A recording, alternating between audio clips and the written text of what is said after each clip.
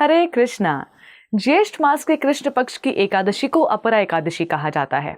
अपरा जिसका अर्थ ही होता है अपार, जिसकी महिमा का कोई पार नहीं, जो अनंत फल देने वाली हो, जो हजारों जन्मों के पापों को क्षमा कर सकती हो। ये व्रत केवल एक उपवास नहीं, बल्कि ये आत्मा के गहन शुद्धिकरण की एक सुंदर प्रक्रिया है। ये वो दिन है जब स्वयं भगवान विष्णु अपने भक्तों की ओर झुकते हैं, उन्हें आलिंगन करते हैं और कहते हैं, अब से तुम मेरे। पुराणों में वर्णित है, एक बार धर्मराज युधिष्ठिर ने भगवान श्री कृष्ण से प्रार्थना करते हुए प्रश्न किया, हे माधव, कृपया करके मुझे उस पुण्य फलदायिनी एकादशी के विषय में बताइए जो ज्येष्ठ कृष्ण पक्ष में आती है। भगवान श्री कृष्ण ने मंद मुस्कान के साथ उत्तर दिया, हे राजन, ये एकादशी अत्यंत पुण्यवती है। इसका नाम है अपरा एकादशी। जो भी व्यक्ति इस दिन श्रद्धा से व्रत करता है, वो इस जन्म के ही नहीं, अनेक जन्मों के पापों से मुक्ति पा लेता है। उसका जीवन निर्मल हो जाता है, जैसे चंद्रमा की शीतल किरणों में कोई स्नान कर रहा हो। इस दिन व्रत करने वाले को गंगा स्नान, काशीवास, गौदान, स्वर्णदान, अन्नदान, इन सभी का एक साथ फल प्राप्त हो जाता है। और इतना ही नहीं, केवल साधारण फल ही नहीं, अपितु ये व्रत उन पापों को भी नष्ट कर देता है जो मनुष्य को नरक की ओर घसीटते हैं। गुरु का अपमान, झूठी गवाही, छल कपट, व्यभिचार, चोरी और भी कई सारे महापाप। भगवान श्री कृष्ण ने एक कथा सुनाई जो इस एकादशी की महिमा को और भी स्पष्ट करती है। उन्होंने कहा, भूतकाल में एक नगर था महिष्मति। वहां महोदय नामक एक यशस्वी राजा राज्य करते थे।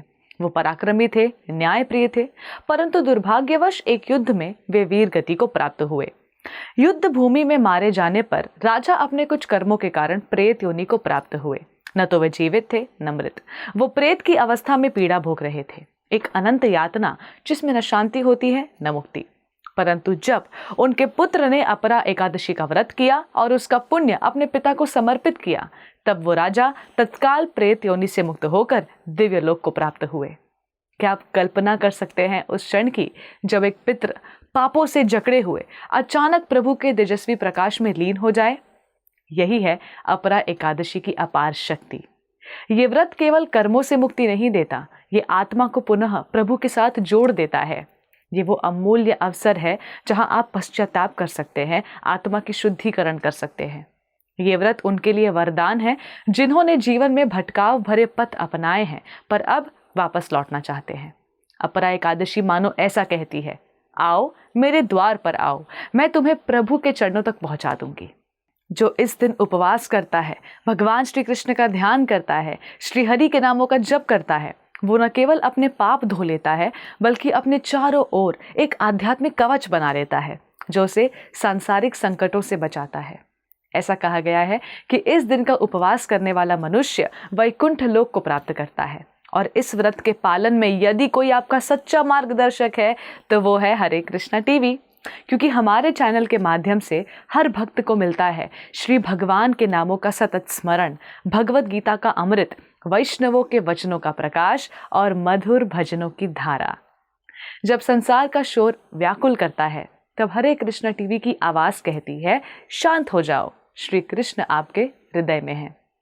तो इस अपरा एकादशी आप सभी से एक विनम्र अनुरोध है, भूल जाएं बीते हुए अपराधों को, काट दे पापों की जंजीरों को, पुनः भगवान श्री कृष्ण की ओर चले जहां केवल प्रेम है, शांति है। धन्यवाद।